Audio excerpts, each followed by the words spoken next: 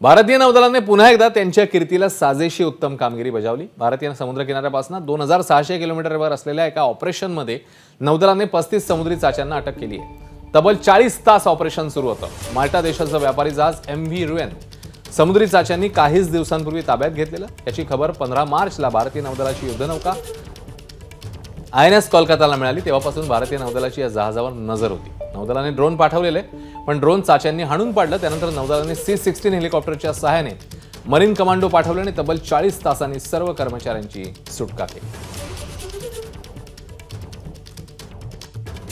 Indian नेव्हीने एक मोठा operation केला आणि त्या ऑपरेशनमध्ये जवळपास 35 पायरेट्स यांना ताब्यात घेण्यात आलं आहे।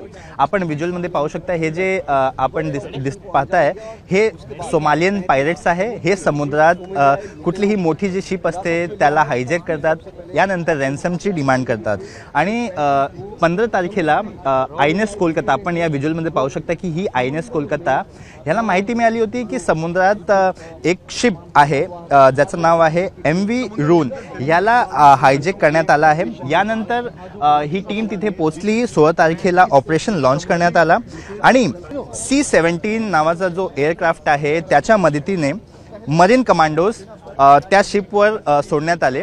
आणि हे ऑपरेशन केव्हा करण्यात आलं? ज्यावेळी या पायरेट्सनी इंडियन नेव्हीच्या सर्व्हेलन्स ड्रोन वर अटॅक केला होता, त्याला खाली पाडलं होतं। यानंतर ॲग्रेसिव्ह होऊन इंडियन नेव्हीने ऑपरेशन केला आणि जवळपास 40 तासानंतर ह्या लोकांना त्यांच्या ताब्यात घेतला। मुंबई पोलीस यांची कस्टडीची मागणी करणार आहे आणि पुढील लीगल कारवाई आहे ती केली जाणार आहे। कॅमेरा पर्सन कृष्णा खापरेसह सूरज ओझा, ABP माझा, मुंबई। ABP माझा, उघडा डोळे बघा नीट।